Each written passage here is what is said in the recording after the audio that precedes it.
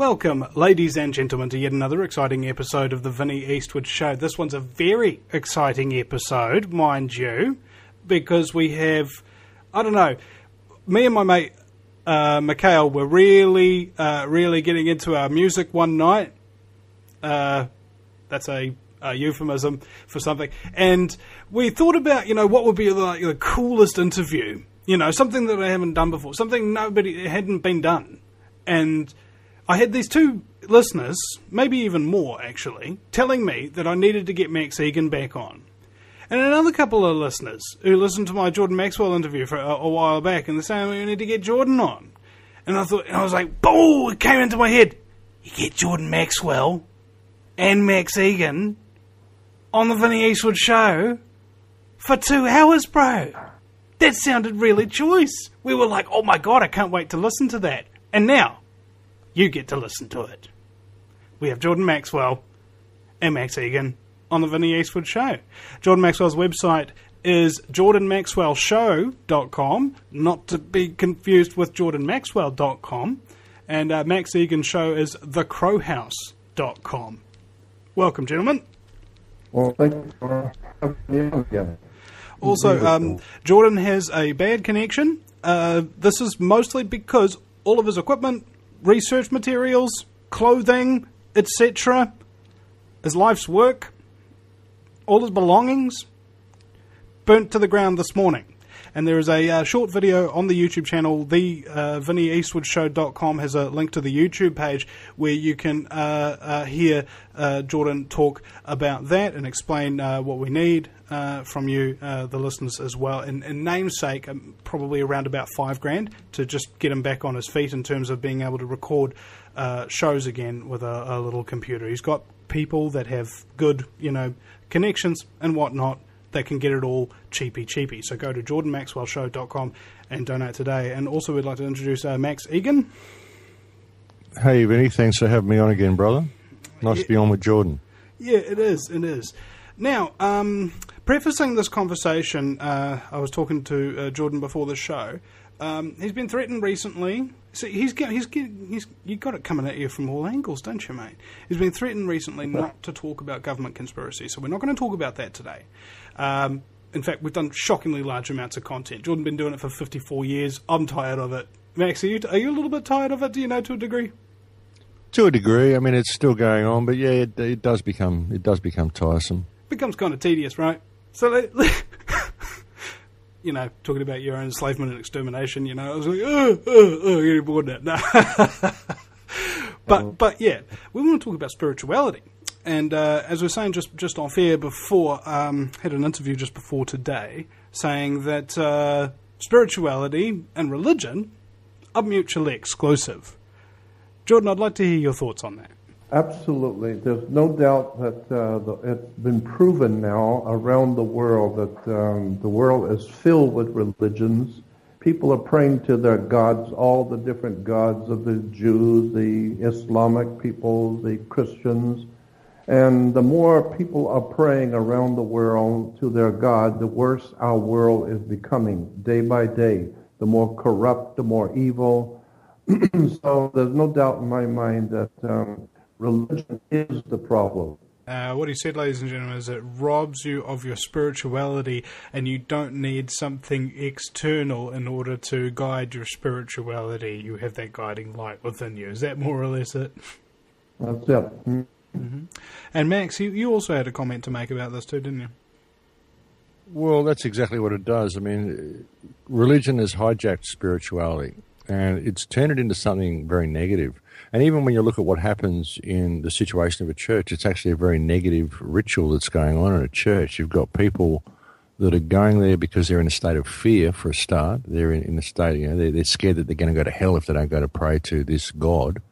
They go to a building and they are in a state of fear, and they're praying for their own self-preservation, and they're doing what is essentially negative affirmations. They're praying for peace and they're praying for love. So essentially they're acknowledging that there is no peace and there is no love.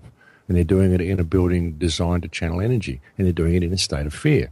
So the whole thing is negative right from the very onset.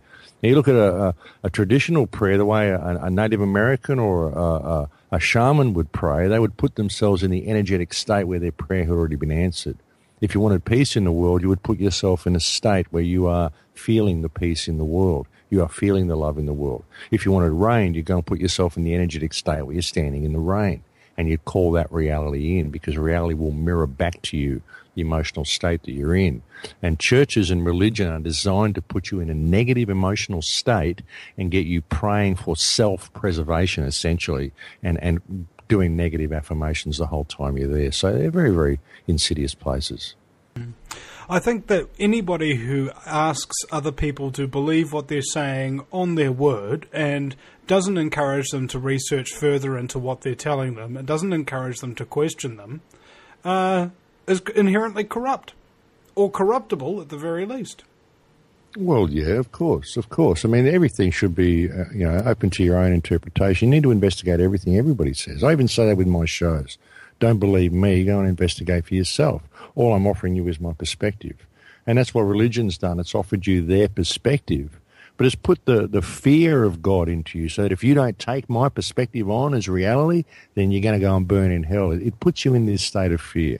It's mind control. The whole thing's about mind control. And it's very disempowering. It's designed to shift you away from your own spiritual power and cause you to place that power in an external being.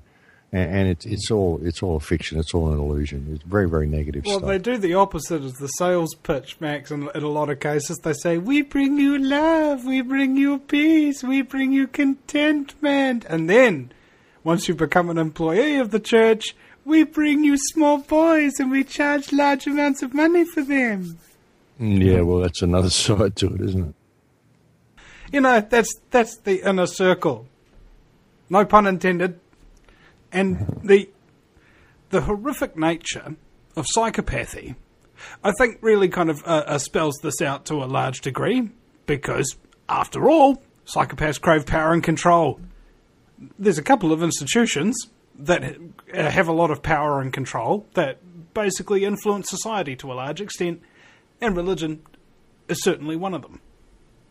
Well, yeah, absolutely. But there's a lot of stuff that goes on with religion. I mean, a lot of the psychopaths hide there, and there's a lot of really, really insidious stuff that goes on in churches and in convents, and these very, very negative places. But I mean, just look at the fruit that religion has borne. Really, if you look at the world, you look at the world in the last few hundred years, so many wars have been fought in the name of religion. So many people have died in the name of religion. All these religions essentially preach love and peace. But they all preach religious superiority as well. Love the guys from the other faith. Don't judge them badly, but understand that if you belong to this faith, then only you are going to go to heaven. So only you are special. Even though we can't judge these people bad, you're special. So it's all based on supremacism, and every religion does this. And they're taught to eye for an eye, all this violent stuff. Let's go and force ourselves on other people. It's all ridiculous, and all the Redeemer complex that goes with Christianity as well. I mean, it's okay for you to go and kill the others because you're just doing God's will, and Jesus died for your sins anyway, so it's okay. Yeah. So Bill Hicks criticised Christianity one time in a small southern town. A couple of guys came up to him and said, "Hey, buddy, come here. We're Christians. We didn't like what you said." He said, "Then forgive me." Yeah, exactly. Exactly. That's the way it should be, but it isn't that way. I mean, look at the fruit that it's borne. It's brought endless bloodshed to the world, endless war to the world. So, you've really got to examine what this stuff is and where it's going, where it comes from. I mean, look what the Vatican's done. Look where it all comes from. Look at the fruit that it's borne. Yeah. But, that said, I have seen individual practitioners who don't belong to a massive hierarchy, evilarchy, which is a mixture of evil, the monarchy, and malarkey, who go out and do their own thing their own way. And incidentally, they don't get too much favour from the community. Saw a couple of videos for Christian pastors who were feeding the homeless. They collect donations from their parish, they load up a truck full of food and water bottles, and they go under bridges and things of this nature to feed the homeless and give them water and spare blankets if they need it. These are people who've just been kicked out of their homes from foreclosures, from bankster scams and things of this nature. And then what does the local municipality do? They say feeding the homeless is illegal, and they try and charge the church. Yeah, well, I mean, this is what, I mean, a lot of people probably join these religious institutions because they are searching for spirituality. They are searching for some deeper meaning to their lives, and that's what the churches pretend to offer them. Well, that is what they do offer them. It is just in what they deliver. Is it a rose by any other name, though? I mean, I was just thinking about this. It doesn't matter what kind of emblem you wear, whether you're wearing a peace button or born to kill, like on a Full Metal Jacket or a crucifix. As long as you're actually just not a douchebag and you're actually doing good things for good people. Well, yeah, I mean, that's a good part of it, isn't it? I mean, that's what you should do. If you're involved in any religion, you should ask yourself, well, what would Jesus do? What would that character that this whole faith is based on do in this situation? Wouldn't he do the right thing? Maybe that's what's lacking. If you believe in such things, maybe you don't even believe he existed. Maybe you do, but whatever. The actual basis of the doctrine is good. It always is. All these religions have to base their doctrine on something good as its foundation, because otherwise it wouldn't attract people to begin with. But then they wrap it up in all this other stuff that isn't part of the doctrine. I mean, look at Christianity. It's got very little to do with the teachings of Christ. It's all about this doctrine that's been laid down by the church, which is essentially a corporate control mechanism. That's what it is. I mean, it's got nothing to do. It's everything that Christ was speaking out against. When he overturned the tables of the money changers and all this sort of stuff. Which was incidentally the only time that he went to church. Exactly. He was a rebel. He didn't want anything to do with the church. He didn't want anything to do with organised religion. He didn't want anything to do with any of that stuff. That's what he was trying to say. And then people started doing what he said, so they thought, well, we better grab this and wrap it up in a doctrine and feed it to the people as a control mechanism. And that's what they've done. It's got nothing to do with the teachings of Christ, Yeah, I mean, it's like in the movies, for example, when they do historical films based upon real events and stuff like that, what they do is they have what they call composite characters, where you have three completely different people who did totally different stuff, who they just basically mould into being this one character, usually the central protagonist. Well, I've often speculated that could well be what Christ was. I mean, I know I may upset a lot of people by saying that, but you've got to be objective. You've got to look at all of this stuff. Yeah, it's like, bro, I wasn't there. I can't be sure. Yeah, exactly. I mean, I wasn't there. I can't make the call. But I can look at the lives of certain people, such as there was a Titus Flavius was one character, Roman Emperor Titus Flavius, and there's another guy called Apollonius of Tyana, and then there's this guy, the rebel priest out of the Dead Sea Scrolls. And if you get those three people and you wrap them all together, you come up with a very, very tidy Jesus Christ. And I think that's an interesting concept as well, because he doesn't seem to have any history outside the Bible. There just doesn't seem to be any history for this guy in any of the contemporary history books at the time. So, I don't know, even a lot of the disciples, like John and all this sort of stuff, I mean, and Simon, I can't find any history for a lot of these people in contemporary history books. So I just wonder. I mean, it's an interesting story, and we'll never know. We can only speculate. But like I said, when I look at the fruit of religion, I don't think the fruit that it's borne has been anything that we would see as beneficial to mankind. Look at the damage that it's done to indigenous cultures around the planet. Look at what it did to shamanistic traditions all throughout the world, and millions of people that died throughout the Inquisition. And I mean, it's been shocking what it's done. And It's like all great powers. Some scumbag gets a hold of it and uses it against people when it's supposed to be used to help people. Well, it's disconnected people from themselves. It's disconnected them from their own spirituality, from their own sexuality, from everything that is beneficial to themselves and everything that we may be here to learn about ourselves. Religion takes care of all of that for you and wraps you up in cotton wool and says all you got to do is do what it says on this list and you're going to be fine. Sounds kind of like fragmented mind control to me, where you split the mind into certain personalities and then use trigger words. Jesus! Yeah, well, it is. It's done terrible things to human consciousness. It really has, and I can't see it as anything beneficial. I think that you need to step let's take it in its whole holistic context, shall we? Let's say, for example, I believe in Jesus Christ. I believe in the power of Jesus Christ. I'm not 100% sure because I wasn't there if he was a real dude or something, but there have been times just the belief in the word alone has given strength to my legs that wouldn't ordinarily be there because I was collapsed in a heap. And I think that's because when you have nothing left, you call out to a higher power and hope like hell that it gives you the strength to continue, more or less. It's a crisis thing. And this is what happens in POW camps. The atheists die first. Because when they're trapped with no hope of rescue, they're really trapped with no hope of rescue. The hardcore Christians won't. Why? Because they're never alone in that cell by themselves, and they're never without hope of salvation. And that's just the belief in and of itself, not even taking anything else into account. That's the power of human belief. That's why I'm starting to wonder, does it really matter actually what you believe in, or does it truly matter what your actions are? Well, I think, it's a matter of belief in a higher power. I believe in a higher power. I don't believe in Christianity at all. I don't believe in any religion, but I'm not an atheist. I believe in God, just not in what people would see as a normal concept of God. I don't believe it's some guy with a big beard sitting up there looking down and watching everything I do with a list of things that he doesn't want me to do. Which is ironic, because that's what you look like.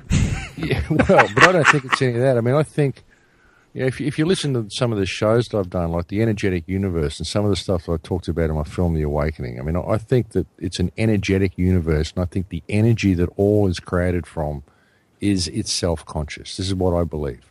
And this is through experiences that I've had myself through meditation and certain connections that I've made, and I've just connected to this energetic field at times. And so for me, it has relevance, and this is what I've attempted to share with people. So I believe there's a higher power, and I believe that everything happens for a reason, and I'm able to accept any position that I'm in through my life. It's all part of the ride.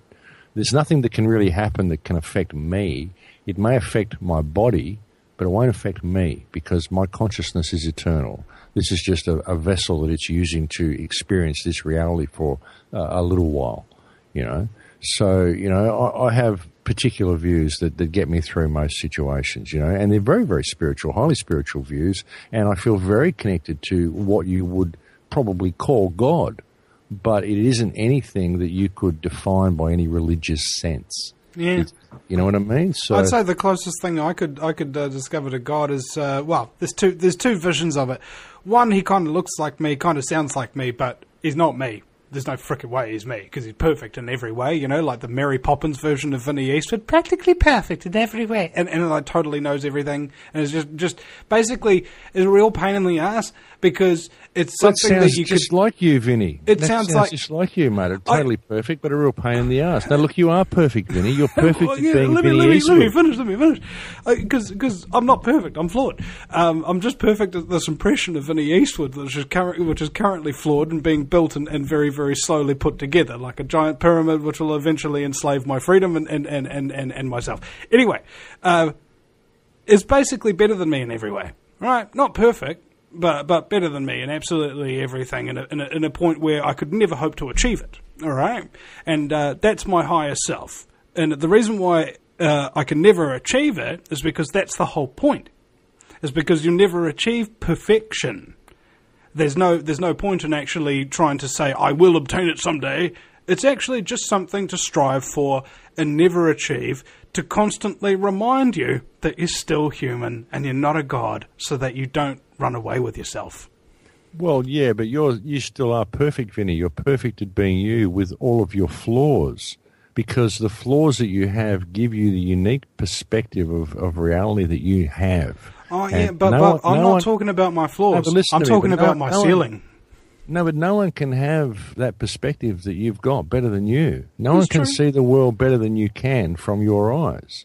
So you're perfect at being you, and being you is what you came here to be. Obviously, because that's who you are. You're here to gain the experience of reality from the perspective of Vinny Eastwood, with all of your flaws and imperfections, because reality needs to understand reality from that perspective.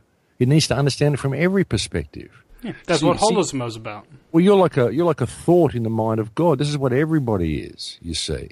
So, and what you're here is to make a difference. You've got to have the choice to go wrong. You've got to have, evil's got to be in the world. You've got to have the choice to do the ultimate evil, because otherwise how do you have that choice not to do that? How do you have the choice to go right if you don't have the choice to go wrong? You've got to have that choice, because otherwise there's no reason for it. There's no reason for the experience. It's what you do at the time. It's what your legacy is that you leave behind. What you strive for the perfection. But what is perfection? Perfection is simply being all that you can be with the tools that you've been given for the experience, and experiencing life to the fullest of your potential, and leaving a legacy behind for others, and improving reality by your presence in it. And you've got every tool you need to do that, so you are perfect. And that's what it's about, like this is what it's about for everybody. We've been taken away from all that. We've been given this idea that it's supposed to be what it says in this book, but it's not. It's not about that at all. It's about you. It's about your unique expression of creation and what you do with that time. And everybody is perfect. They're all perfect at being themselves. It's just that we're trained to measure ourselves by parameters that are not our own. And so we never view ourselves as the perfect expressions of creation that we are. But we are all perfect, Vinny. Everybody is perfect. It's just that we're taught that perfection isn't us. It's something else. It's something that we have to strive to be when we already are.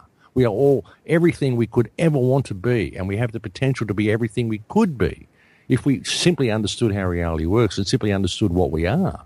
And this is the danger of religion. This is what religion has more than anything taken away from people. And that's why we've got a world that is in the state that it's in today.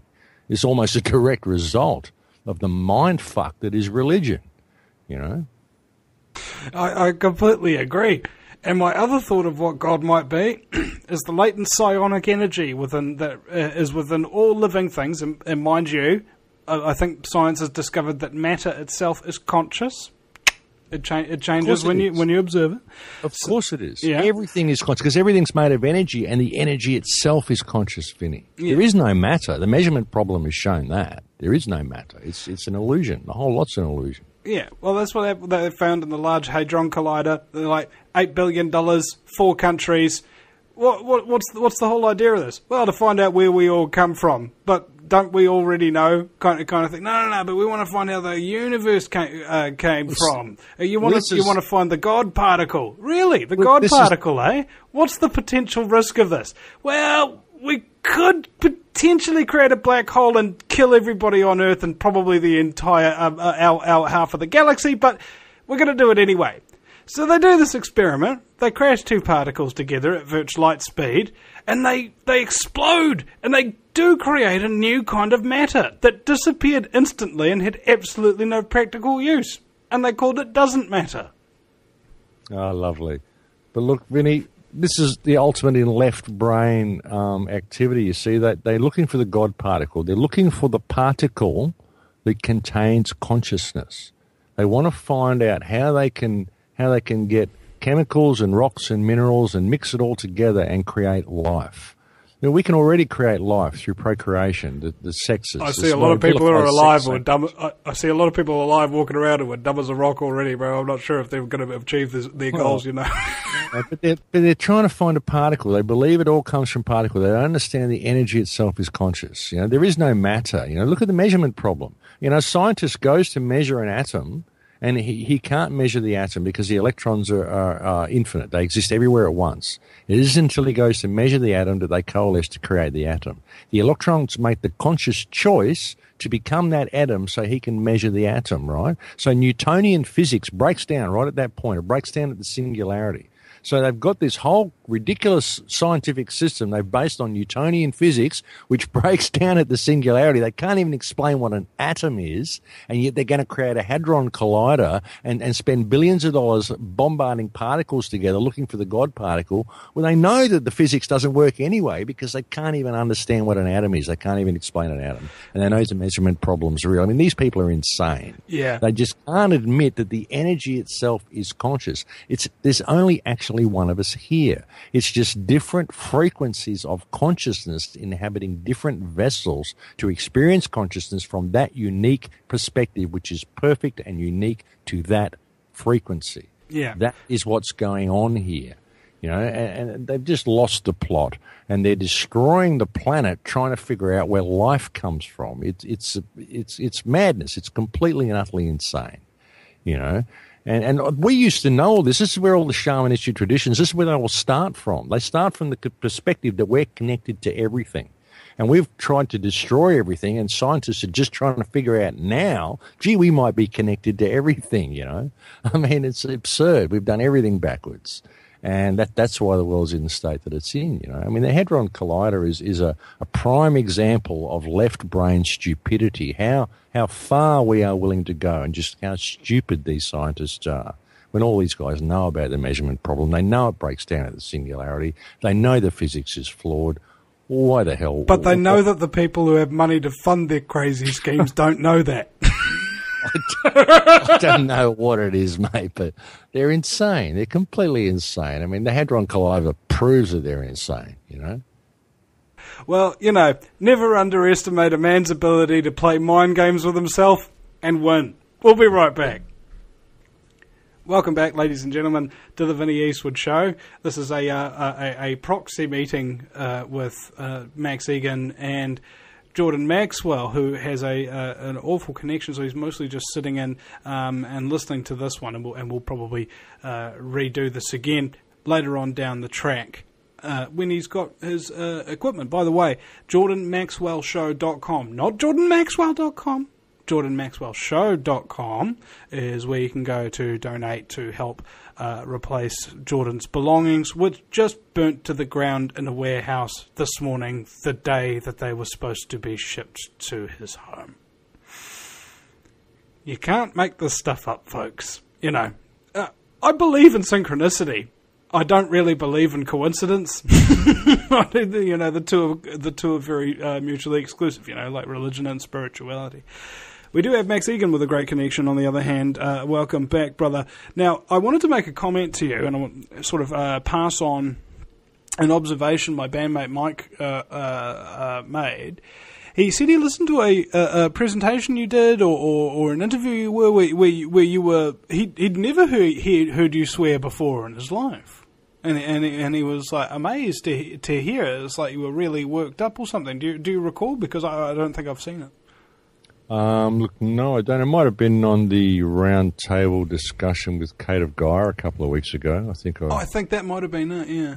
Yeah, well, that was a kind of a very open round table sort of a thing. So yeah, I dropped a few there. I didn't have to use the radio voice for that one, you know. So yeah.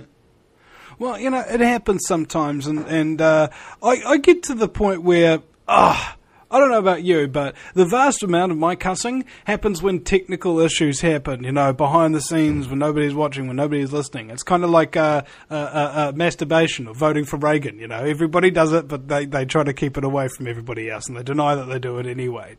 Well, I swear like a trooper. People probably wouldn't think that, but I do. I keep it very calm for the radio because I got to speak across American talk radio, and it actually goes out on normal radio, on FM radio, AM radio. So, you know, I've got to keep it down because they have certain rules in America. If I want the show to go on air, then I have to keep the cussing down. But in real life, I have no problem with swearing. I'm not offended by swearing. I don't think there's any words that you can say or any sound you can make with your mouth that is so evil it's going to send you to hell. You know, I think all of this stuff is an illusion. Well, how do you explain Justin Bieber? I don't know how anyone would explain Justin Bieber. What's going on with Justin Bieber? I mean, talking about like a sound that takes you straight to hell, you know. Okay, no worries. Well, I'm not actually familiar with Justin Bieber. I couldn't even tell you what one of his songs is. So yeah. Well, nobody could. And I remember Thomas Sheridan made a comment. You remember back in the day there was the news about Angelina Jolie. She had her breast cut off to prevent herself from getting breast cancer. The very next day, Thomas Sheridan puts up a post saying he's having his ears amputated just in case Justin Bieber puts out another album. Yeah, well, that sounds like about the same mentality that Angelina Jolie employed. How terrible was that? I mean, I've got the gene which may lead to cancer, so I'm going to have my breasts removed. This is absolute insanity. You know, and what it was promoting as well with the kids, more programming for the kids, of course. Yeah, here's my idol. She's so pretty, and she looks really nice with her fake ones now. I don't know Angelina Jolie. I mean, she's a strange-looking woman. Yeah, she's got lips like a fish tank. I don't know whether she's pretty. I don't know whether you'd call her that, but yeah, interesting. Jordan, I heard you in the background there. Are you vocal? Oh, not quite. Right, never mind. Now, the other element here I was wanting to talk about in terms of pop culture. And, you know, culture, people don't really pick the word cult out of there, you know.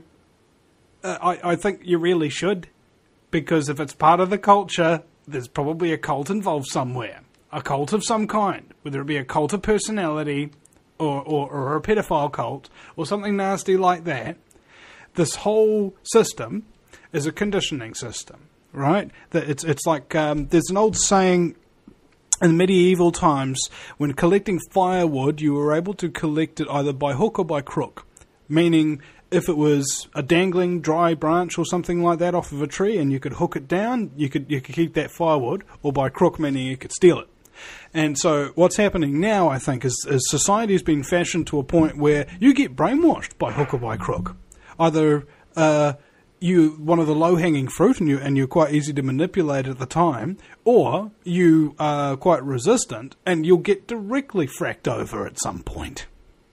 Oh, absolutely. And pop culture is specifically designed to do this. I mean, just the iPhone culture, the whole, you know, you've got to have the latest exploding shoes and the latest, you know, iPad and the latest this and the latest that, or you're a lesser person. There's a lot of this goes on, and it's all programming, the whole lot of it. It's all designed to break down the family unit, to separate people from themselves, to separate people from each other. Even when you look at the whole iPad, iPhone culture, the texting culture, it's created a smaller world in many regards, because we're now able to communicate with people across vast distances. But it's also taken people away from hands-on communication. People have a great deal of difficulty making eye contact with each other anymore. A lot of young kids, they will sit across the room and text each other rather than actually talk to each other. So they're losing their essential life skills. There was one school that was even suggesting they should stop teaching handwriting to students, because they can just type now on their iPads and on their computers. They don't need to learn how to write. So they're digitizing everything, you know, putting all of our knowledge in a digital reality, separating us more and more from real reality, you know. And that's what pop culture is designed to do. It's very dangerous, very insidious. It's all programming. It's all indoctrination and programming, all leading towards transhumanism, all designed to break down the family unit, separate people from themselves, separate them from each other, get them locked into this virtual reality where they can be more easily controlled. That's what it's all about. That's the direction it's going. Jordan, can you hear us? You there? I thought I heard him shuffling around. Okay, he's going to be the silent partner. We're just going to channel the ghost of Jordan and Maxwell. Well, I think that... no, I can't do it. Okay. I was thinking about this. All right. If you think about pop culture, let's think about influences. How much of an influence is it going to put on you? And here's the question. If you're going to be thinking about how much pop culture influences people, how many different sources have you got? Okay? Are you talking to people who are tattoo artists? You know, and figure out what kind of tattoos people are getting, for example. I have. And guess what they're telling me? You got people coming in off the street with a frickin' image that they got off Google Images, and they say, I want that one. You go, well, hold on a second, bro. That's not going to look good for your entire life. You know, that's kind of a bit, you know, current, and it's not something that's timeless. You're going to regret that in like maybe a couple of years. No. I want that one. Are you sure? I could design you something that's actually more your style and personalised and not mass-produced and totally mind-numbingly brainwashed and stupid and a big mistake in your life? No. I want that one. You can't can't make this stuff up, bro. And it's like, just that one example shows you the exact effect of mass mind control. There is no thought, all right? It's like remote control. Well, yeah, that's what people do. That's what people do. No thought. You've got to have what everybody else has got. You've got to have the latest exploding shoes. It's what it's all about, And it's all done through pop culture. It's all programming. It's been interesting actually when I went over to the third world countries. I saw the pop culture there. It's like 20 years behind where we are at the moment, and you can see how they're conditioning people to become where we are now, It's interesting to see. See, all the stuff they don't sell, as the pop culture changes, all the old products they don't sell, they ship all this stuff up to the third world, and then they promote that pop culture there so they can get rid of all their old stock, That's interesting. Oh, it's sort of like the dregs, right? There's a saying that I have is that there's no creativity left in Hollywood. Everything's just reintroduced, remanufactured, repackaged, and retitled ideas, right? Well, yeah, it's all dregs, but it's also there's been a process that's been used. It's been a gradual process that's been used to disconnect us from nature, disconnect us from ourselves, disconnect us from the earth, and they do this as they go into third world countries. You're probably right, Max. Imagine if people went suddenly from having no running water and no electricity to having a smartphone in a year. Okay. Yeah, it wouldn't work. You've got to lead them through the Transformers stuff so they get used to the machine culture and all. See, like you go to South America now, Transformers are huge. Right, this is stuff that we were doing 20, 30 years ago because it gets people into that machine culture. You know what I mean? Well, then again, Transformers are just releasing a new line of movies and things like that, and a resurgence in the toy community. It's all the even with the Batman and stuff. You go there, the Batman stuff in South America is the old yellow label and the old Batman in the grey suit and all that sort of stuff, So it's all that you've got to lead them towards this new modern version of stuff.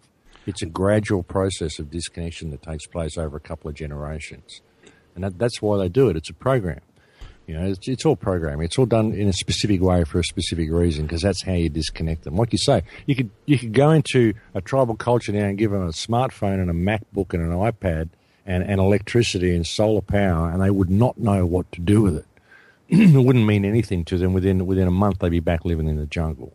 So you've got to gradually disconnect them through little trinkets along the way and gradually remold their way of thinking over a couple of generations, and that's why it's been done that way. Well, to lead people down a machine path and down a transhumanist path, you've got to gradually introduce this machine culture into their minds, because left brain it's very, very different to the way these native cultures live. These are very, very right brain, very earth connected cultures. So it's a process, I mean, it would be quite interesting. I'd like to use the Dune analogy, They don't value gold or spice. They value water. Yeah. And what happens is, I think, cultural, what was it called? Social engineering. It's got a game plan, right? And I was just thinking about it as you were saying this, and this might be an important thought. Decades. The 70s is the decade of permissive activity, and you can tell that because somebody can tell you any story about anything wild and crazy they did in the 70s, and it's totally excusable because it was the 70s. And then you had the bad fashion and the sort of latent rebellious stage of the 80s with the Kurt Cobains and Nirvanas and bad hair and bad fashion and all of that kind of stuff. So it actually distorts people's idea of what looking attractive is. So you've distorted what they permit in terms of behaviour, then you've distorted what they like in terms of appearance. And then in the 90s, what else did they manage to distort? They managed to distort our connections with our communities. All right, this is when all the telephone, this is when the internet really started coming in. And in the 2000s, I see what has happened is it's almost like you go away and you separate everybody out, and then you bring in a big event to bring them back together, right? Like 9/11. And then the rest of it, After you've brought them all back together again, you need to bring them back together for the wrong reasons, and then separate them further and further and further from each other. Not specifically stretching them further from each other, because as you say, we've got all this communications technology, but physically from each other. And make us learn, make us react to digital communications, text messaging, as though it's real human interaction. The body, I think, reacts very, very differently when you've got a person in front of you that you can hug, and the vibes that they put off and what have you, than you do from a text message. And I think that connection with real people is what they sought to deprive us of. And I think what's happening now is people have actually grown aware to that, because we've gotten the technology to figure out that what this game plan is and how long and slow the social engineers have been playing it out. And now we're experiencing a resurgence, and people going back the other way and making it more about connectivity, and ironically using the technology that was brought out to keep us apart to bring us back together again. Well, yeah, I mean, and we've been played. I mean, people have really been played, because, I mean, they disconnected everybody. They promised you all of this sort of stuff, and it turned into a huge schmozzle. And then people were just waiting for society to implode. So they promised you this big event like 2012. The world's going to change in 2012. So people are all distracted and not doing anything about it, waiting for the world to change. Another external source is going to come. You know, this is like another savior. You know, 2012 was almost like a religious experience for people waiting for this event to happen. You know, so, and then it didn't happen. So people are left running around going, what was the big non-event? What was that? Or they're all disillusioned and all sorts of stuff. So, yeah, there's all sorts of social engineering that happens, Vinny, all along the way. I had a 2012 party. We watched the movie 2012 and watched everybody get wiped out and stuff, drinking beer and smoking cigarettes. It was fantastic. You know, and I think that's actually the approach I take to most things. If somebody says, oh, something's going to happen at such and such a date, you know, whether it be gas prices, economic crash, blah, blah, blah, blah, blah. Whatever the hell the end of the world is, my instant reaction is, and my plausible reaction is just to deny it straight up offhand and go, no, it's not going to happen. There's no such thing as frickin' doomsday. Now, if at one point I happen to be incorrect, then it actually is doomsday. But here's the benefit. I didn't spend my fricking life worrying about it. Well, that's the thing. You know, people spend their lives worrying about it, and they're distracted. They're thinking the world's going to change through nothing that they have to participate in. You know, I don't have to do anything to fix the world, because it's all going to change in 2012. Everything's going to change. You know, we're going to have big geological changes, earth changes, all this stuff's going to happen. It's a new religion. It's salvation coming from an external source. I don't have to do anything to address the government. I don't have to do anything to address the problems or anything to deal with my own lack of spiritual prowess, because the world's going to change. You know, something's going to happen. A comet's going to come. Jesus is going to come. Someone's going to save things for me. I'm going to wake up one day and someone's going to go, look, everything's different now and you didn't have to do a damn thing. You know, that's what all of this stuff is designed to do. You know, don't do anything. It's all, like all these people say, disclosure's coming. Disclosure's coming. They're going to let you know about all the aliens. It's all happening. It's imminent. It's imminent. Don't rock the boat. It's all coming. You know, don't do anything. Wait, something's going to happen which is going to change your reality for you. You don't have to participate. That's what all of it's about. It's all distraction, and it's all designed to lead people away from themselves. You know, and if we disempowerment. If we absolutely disempowerment, if we were to pay attention to who and what we are, and simply turn and face this system, in one day we could change things. If humanity would simply step up to the plate and step into the power that they've got. It's just that they've been trained to believe they don't have any. Yeah. But they do, you know. It's the old learned helplessness thing, you know. If you...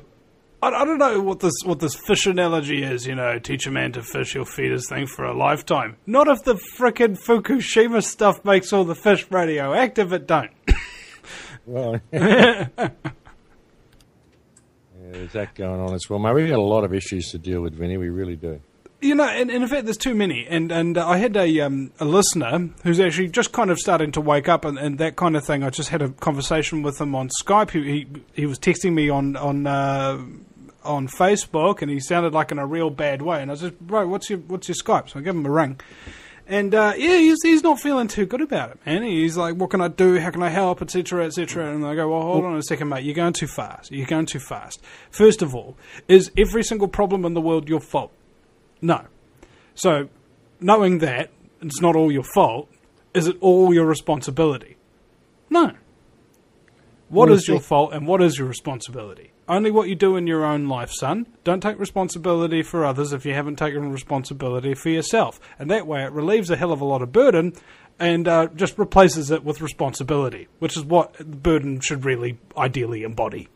Well, you know, we've got to be prepared to take this system on, but we've got to know who we are in order to do it. That's the thing. You know, people, they want to get violent or angry or whatever with the system. And I suggest that people just ask the right questions in the right way, know who and what you are, and stand in your power.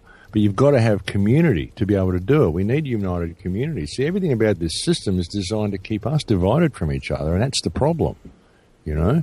See, really, when you look at everything that we face, I've said this a million times on shows, you know, like you look at Fukushima, you look at the wars, the starvation, the homelessness, the money situation, religious division, everything that we've got on this planet, every problem that we face really ultimately becomes from legislation that's been enacted by governments. You know, we've got a disempowered population which has allowed these governments to just keep enacting legislation, which has allowed corporate corruption. It's allowed things like Fukushima to take place. It's allowed the coal seam gas mining to take place, all of this stuff.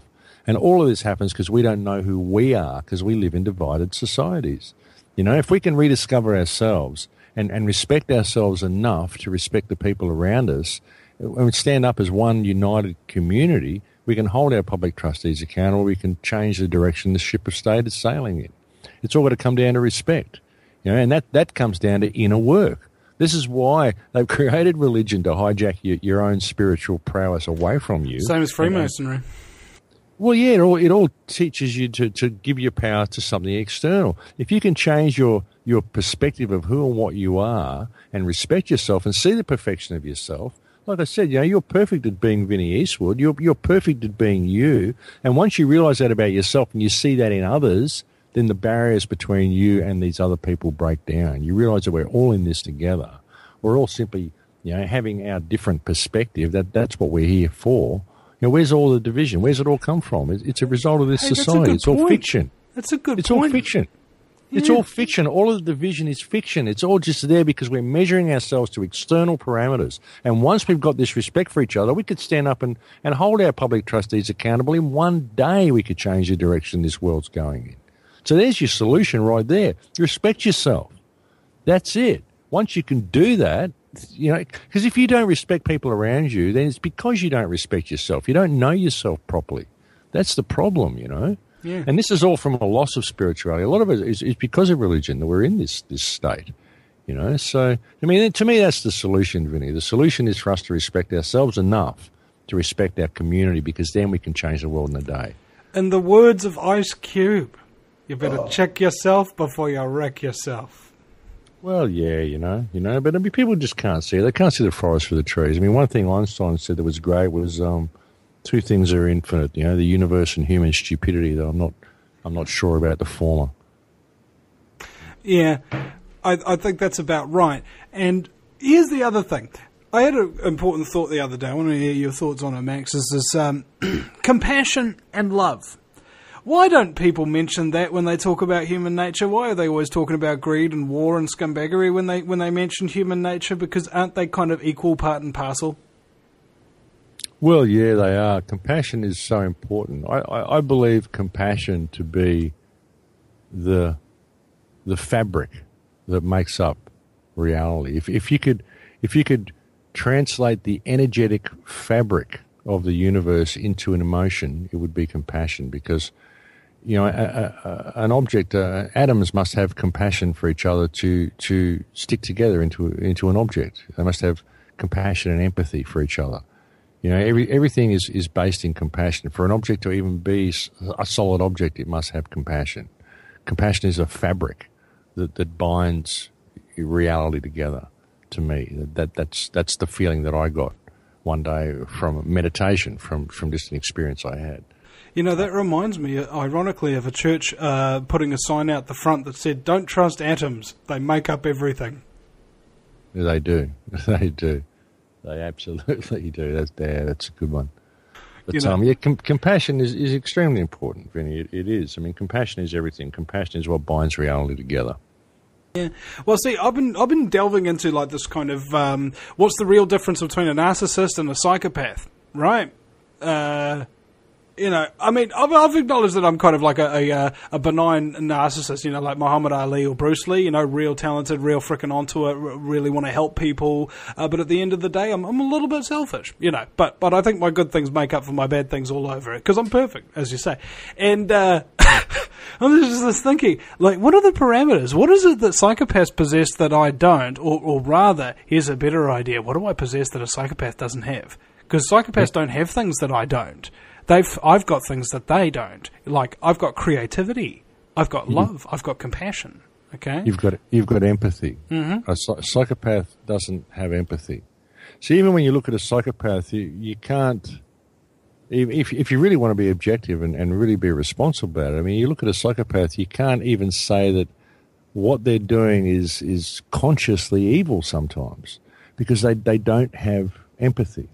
They have no concept of the pain and damage that they cause to people. Maybe they do. I don't know. Maybe they enjoy it. But, if you don't have empathy, it isn't like, I mean, you don't feel empathy for a cow in a slaughterhouse. Someone doesn't feel empathy for these animals when they're killing them and slaughtering them. You don't feel empathy for ants that you're spraying in the garden. It's the same sort of thing. They just don't feel the same way as we do. So are they being consciously evil? It's an interesting perspective, if you really want to be objective about it. But they if they're not able to feel empathy, then how do they know what right and wrong is? So. Well, I was thinking about just the other day that we inherently know what right and wrong is, because there's a feeling, right? Like, this is wrong, man. Well, we do. Yeah.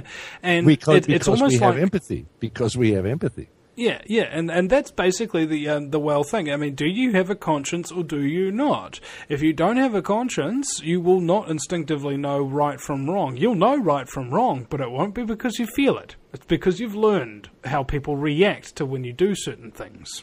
Exactly. You find psychopaths have kind of two-dimensional eyes, and they recognize each other. And they're very charismatic, and they rise to power. They always manage to rise to positions of power, and they award power to psychopaths beneath them in the food chain.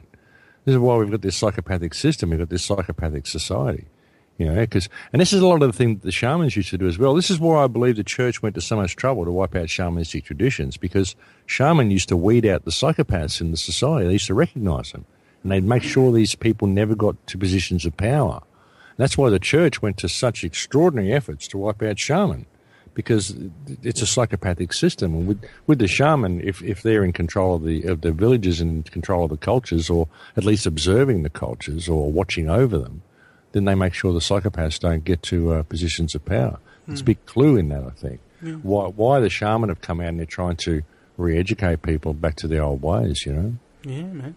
We'll be right back, ladies and gentlemen, with Max Egan and the ghost of Jordan Maxwell.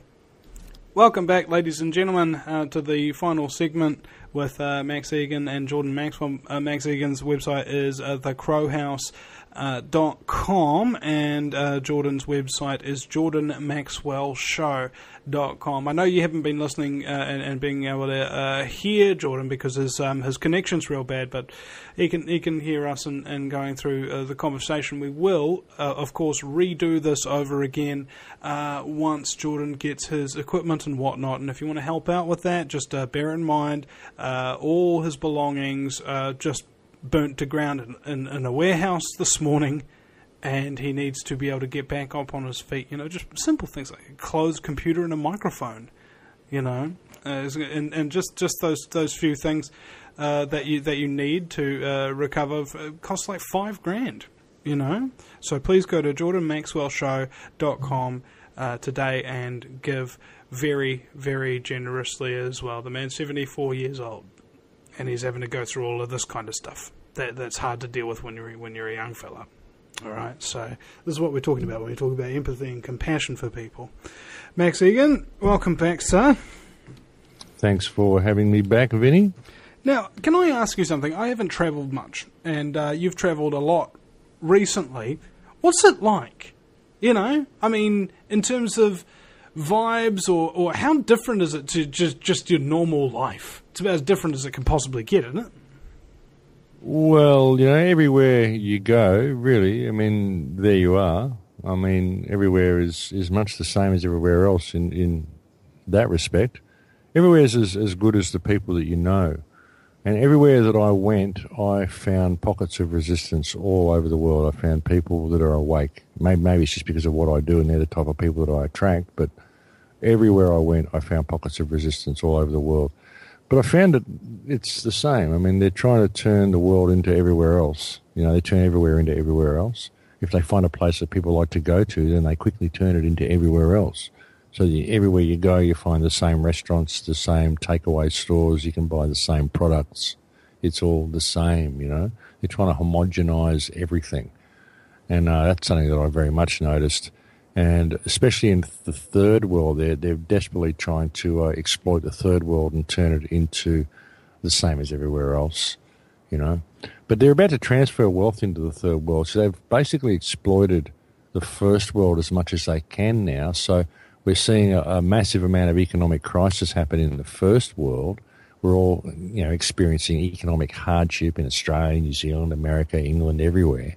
And they're transferring wealth into the third world because that will disconnect these families in the third world. So the families in the first world are very disconnected now. We're all very superficial. We're all based on, you know, heavily locked into the economic model.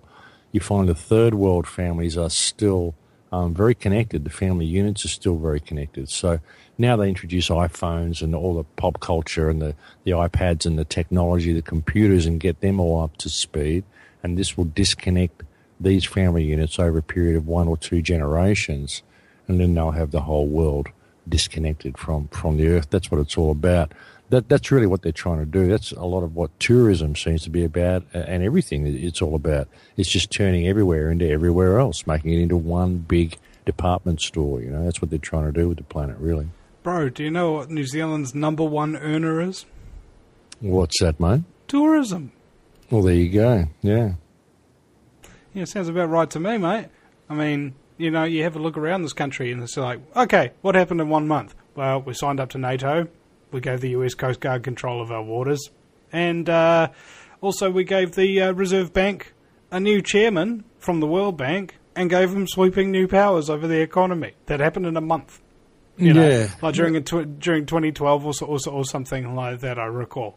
And well, it's all based on the economy, though, isn't it? We base the value of our countries and the worth of our countries on its economic prowess, you know? It's all economics. You know, we've got to do whatever's good for the economy. Yeah, screw the economy. The economy's fiction. It's digits on a screen. It doesn't mean anything.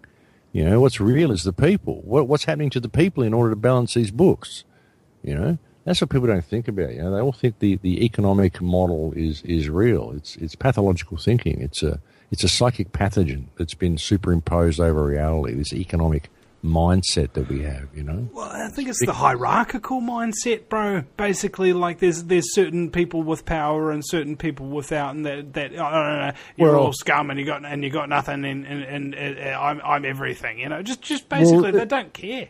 This is what I refer to as the social pathogen. I say there's 3 pathogens that control society: the economic pathogen, the social pathogen, which is the hierarchical nature of our society and our business structure and everything that you've just gone through, and then the religious pathogen, which tells you that it's all okay. You've got to be discarded. You've got to turn to hell. Redemption brings salvation, and it's okay once you're all thrown on the trash heap. Then Superman's going to come down and save you anyway, so it's all good. You have to let it go onto the trash heap because it says in the book here that it has to turn into a trash heap. So it's pathological thinking. You know, we support this economic model in order to climb rungs on the social ladder, and we get discarded, and it's all okay according to the religious model. See, so these 3 pathogens control our thinking, and they control Western society, and they're all programs. You know. Well, I think it's kind of like, I remember a diagram in high school where you had this 3-tiered cake, and on each tier was like the elite, the bankers, the military, and then all the serfs and peasants down the bottom. I think it might have been describing Russia. And then you just kind of reminded me of that, and it's like, what was it? The economic, sociological, and religious pathogens. So what this one did is it said, we kill you. Sorry. The peasants were, we provide for you. The military was, we kill you. And the elite were, we rule you. Okay? So you change that up. You turn it into eco, sociological, and religious one. We extort money from you. We tell you that you're not good enough. And we tell you that it's okay. From the economic to the social to the religious. That's what you're getting at, isn't it? Well, basically, yeah. I mean, you've got this economic pathogen whereby everything is about money. Everything's about money. You've got people who will come and throw you out of your house because you haven't paid your mortgage, and they feel terrible. I feel terrible. I've got to throw you out of your house. Your family's going to freeze to death. It's the middle of winter. But I have no choice because it says here in this book that the books aren't balanced. You haven't paid your bills. So I'm willing to discard your life, your living flesh, in order to balance these books. This house will sit here empty. No one will be in it. It will just sit there, and you'll be freezing to death out here in the cold in order to support this economic model. I feel terrible about it, but I have no choice because it says here that the books aren't balanced. This is pathological thinking, right? And if the books are balanced, well, you'll have a bigger front door than me, so therefore you'll be a more important person than me. You'll have more value than me, so I will mollycoddle to you. I will kowtow to you. Because if the rung falls out from below me, if I'm nice to you, well, maybe you'll give me a helping hand up because you're obviously a better person than me because you have more stuff than me. We judge ourselves by our stuff, which is not us. It's not who we are. And we're allowing other people to be discarded because they have less stuff than us. They're of less value than us, And then when they get discarded and thrown in the trash heap, they say, well, it's okay because according to the Bible, it says that it all has to turn to hell so Jesus can come and save me, So it all makes it all okay, As long as you've got a religion, it's all good. You have faith. The faith will get you through. It's like you said before, you're a stronger person if you've got faith. No, you just believe that some sugar daddy is going to come down and save you. You're not going to take responsibility for yourself. And you never asked yourself in the beginning why the hell you have to pay to be alive in the first place. Maybe it's not you're a stronger person. It's you can put up with more crap. Yeah, well, but this is the way our society is constructed, and it's pathological thinking.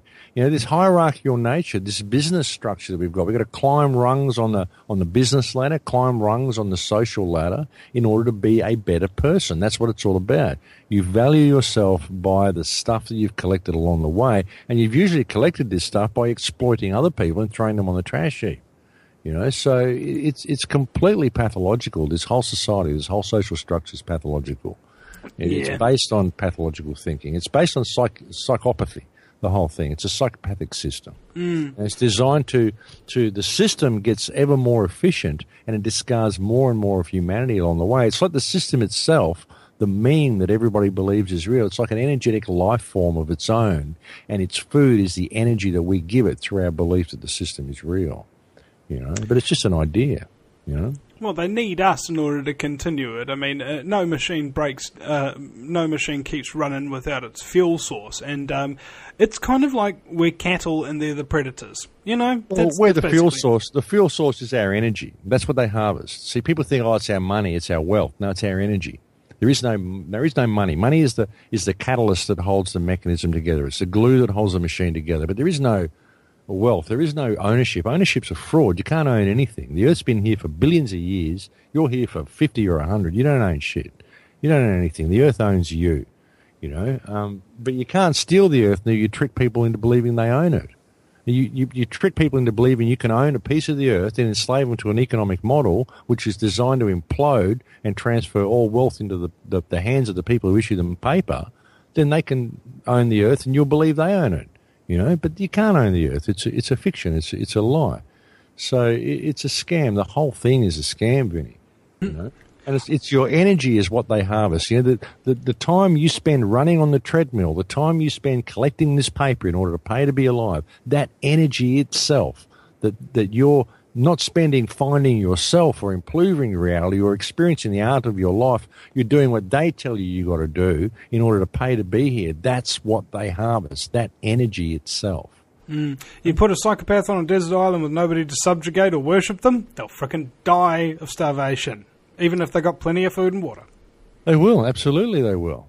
It's an energy harvest that's going on here, and that's what people need to pay attention to. It's all about energy. The whole universe is created from energy. It's all based on energy. This is what we were saying earlier on about what's so dangerous about the religions and the churches, the energetic state they're putting people in, all these negative energy that they're generating when they go in and pray in these places, because it's all based on negativity. It's all based on the wrong perspective right from the very beginning.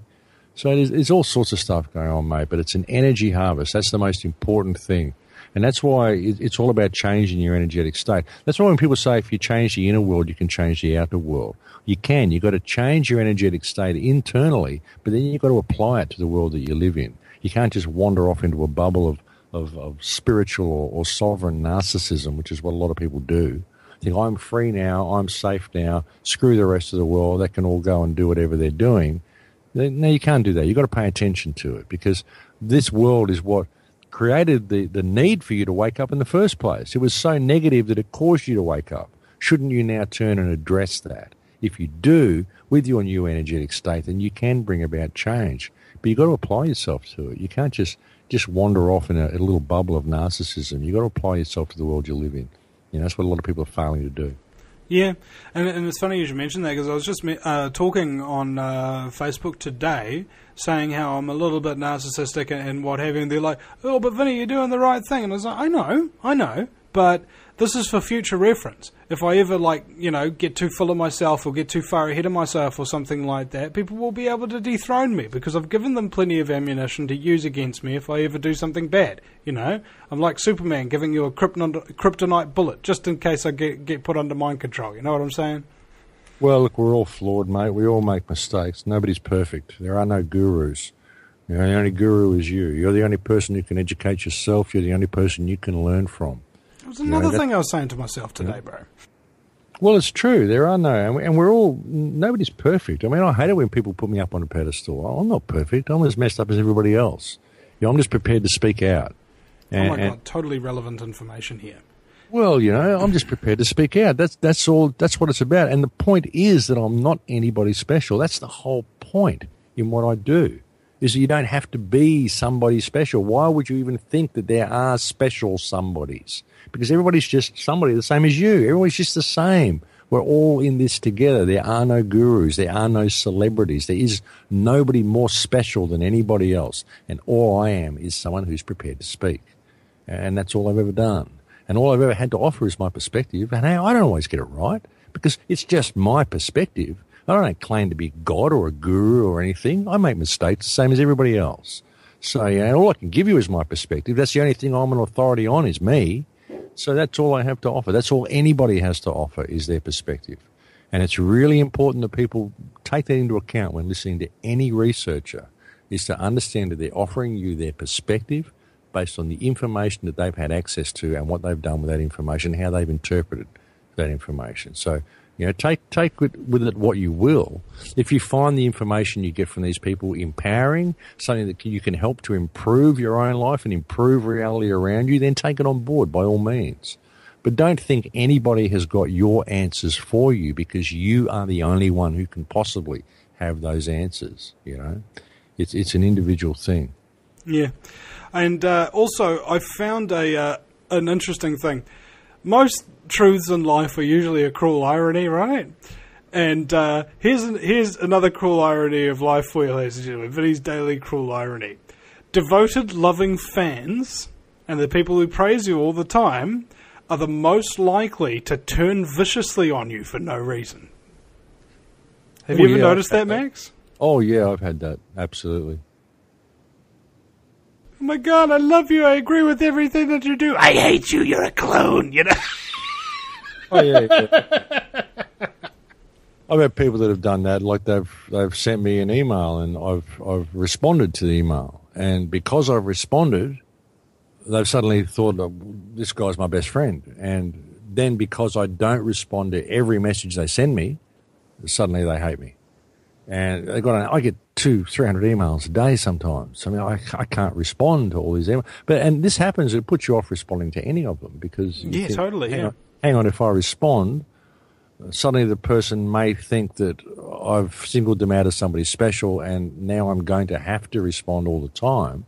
And sometimes these people will send you 10 or 15 emails in a day, and if you don't respond, then you're the worst person in the world. I've literally had that happen to me, which is very strange. It's a strange mentality for people to have, but this does happen. I think it's desperation. Because they're alone, man. They're alone, just like we were. It does, and they want a friend, and they're so excited when you do respond to them, and they think, wow, I've found a friend.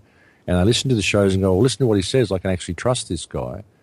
But then they don't understand that you've got a life, you're doing all this other stuff, and it takes time, and you simply don't have the physical time to sit there and respond to all of these people. And I value all of them. I care about all of them.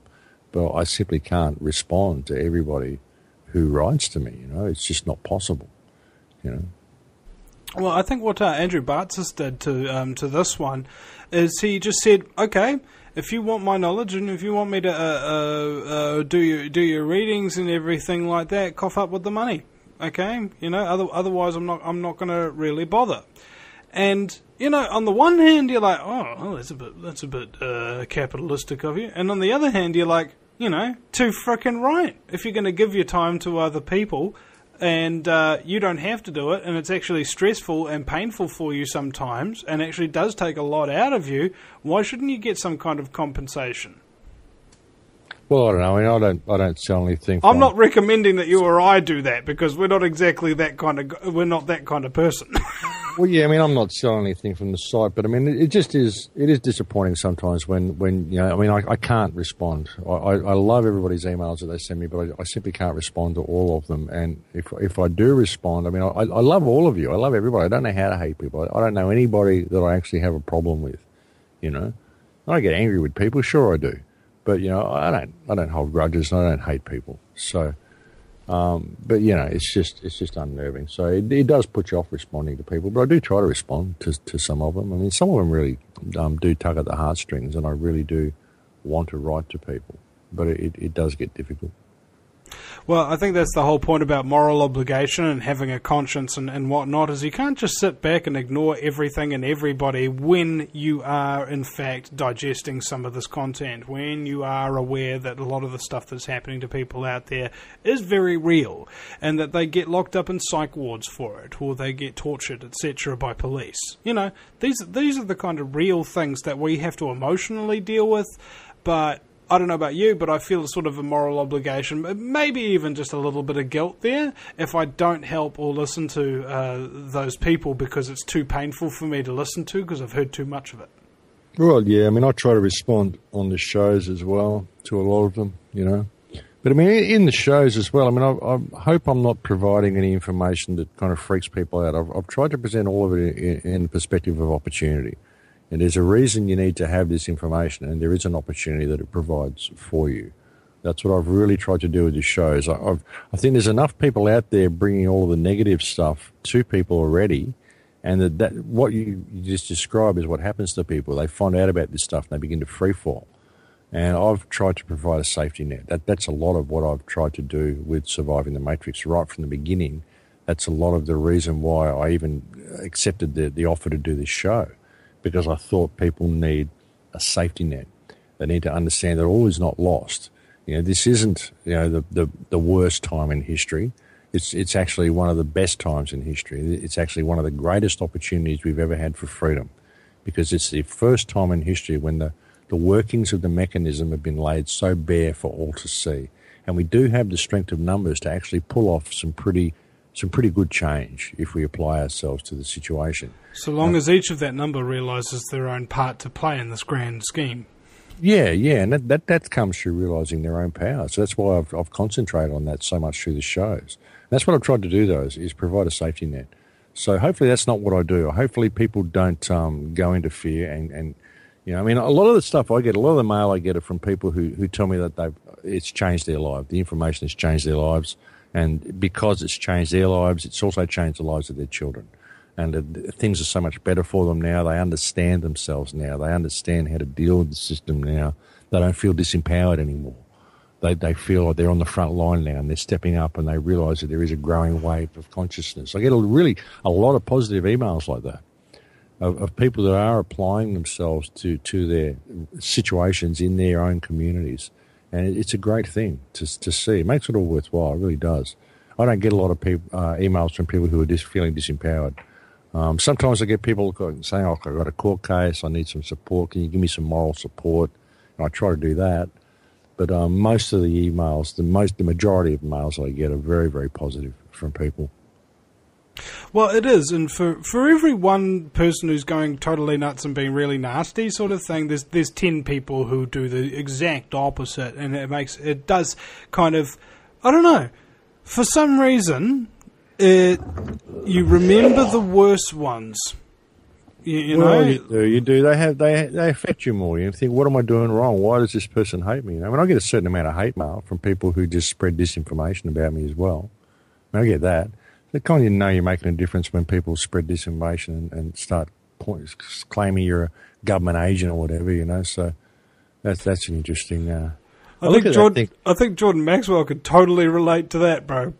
Oh, mate, you think, what would the government possibly have to gain by me saying some of the things I've said? If you listen to the shows that I say, I mean, the shows that I've done, people write to me and say, I don't know how you get away with saying what you do. Well, they haven't put you in jail already, you know. It's because they're not all powerful, bro. No, they're not. They're not as powerful as everyone thinks they are. They just like people to think that they're all powerful, you know. But it's a meme. It's just an idea. You know, everyone thinks the Illuminati is this all-powerful organisation and they got everything covered.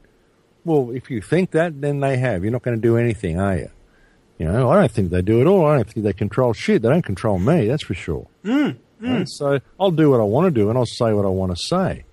So, but people, they put out disinformation, say I'm this and I'm that. And, you know, they say, oh, he's running a psyop. Oh, really? What is it? What's the psyop I'm running? Oh, they won't tell you what that is. Have you ever been accused of being replaced by a clone?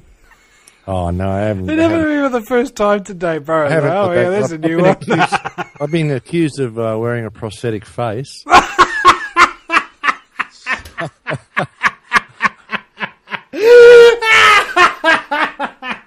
Yeah, it gets better and better, doesn't it? You know? Oh my God! You know, like some of you people that abuse us, I don't think you realise that you are actually one of our prime sources of amusement as well. Yeah, it's a classic. What is that? A prosthetic face? Isn't that a mask? He's wearing a prosthetic face.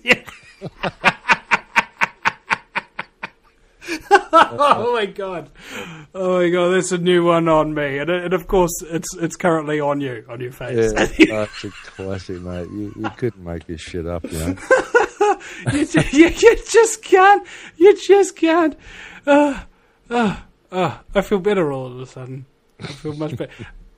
Thank you very much for listening, ladies and gentlemen, to Vinny Eastwood, Max Egan, and the ghost of Jordan Maxwell. Again, by the way, Jordan is in deep trouble. Mostly just basically all his belongings, computer program, all his books, all his clothes, his computers, microphones, Comrex box, the whole deal. It burned to the ground this morning. So if you want to give him a hand, please go to jordanmaxwellshow.com, not jordanmaxwell.com. I want to remind you specifically, jordanmaxwellshow.com, not jordanmaxwell.com, because that's apparently run by a bunch of scumbags who tried to copyright his name and steal all his content and are currently collecting money in his name as well and not giving him any. You know how much that hurts, ladies and gentlemen? If you're 74 years old and all you worked comes to that, and then everything that was left just burnt to the ground, help the man out. Please. I can't. I can help him out by asking for him on his behalf, but I need your help as well, ladies and gentlemen. You know, donations and subscriptions are what I live off. I need help and support every day just to keep helping and supporting other people. You know, I can't pay you back. I can pay it forward, though. That's about right. Thank you very much, Max. Thank you very much, the ghost of Jordan Maxwell. And we will see you again sometime, ladies and gentlemen, soon enough. No matter where you live, globalism affects you. Did you know that the Vinny Eastwood Show has more subscribers than New Zealand Herald TV and is New Zealand's most popular YouTube news channel, where warm-hearted humour and a list of awesome guests talk about crucial issues which the mainstream media ignore. A show where you, the listener, can phone up with questions, comments and suggestions of guests. Vinny is building a hub to connect truthers with raw information they need to become active. He can help you gain further skills such as website building, producing audio and video, and creating revenue streams in your own multimedia environment. Because Vinny supports such a wide range of people in the truth movement, he is not government or corporate backed and relies entirely on your donations. Give now, give generously, or subscribe for $10 a month for access to ad-free video archives. Just visit thevinnyeastwoodshow.com and click donate. Do you realise every day we are being put under constant stress from wireless radiation? What's worse is that you don't even know that it's happening. It puts as much stress on our body as if we had a constant viral infection, draining our energy and sapping our strength, or just making us irritable and fatigued. These wireless fields are being emitted from computers, microwaves, mobile phones, power lines, and any electrical appliance. Now there is a solution. A group of research engineers in New Zealand have come up with an active shielding device that shields you from wireless radiation at a cellular level. Blue Shield comes in 3 models: a household, portable, and USB that plugs into any computer. The great thing about Blue Shield is it is very affordable and guaranteed to last. A one-off purchase will see you being protected for years to come. Visit AmericanFreedomRadio.com and click on the Blue Shield banner. Blue Shield, brought to you by theVinnyEastwoodShow.com. If you take an active interest in maintaining the optimum health and well-being of yourself and your family, the New Zealand Journal of Natural Medicine is the magazine you've been waiting for. Having taken Australia and New Zealand by storm, the New Zealand Journal of Natural Medicine is now available in the UK and Europe. Visit www.nznaturalmed.co.uk or call 01626 337 531 to order your copy now.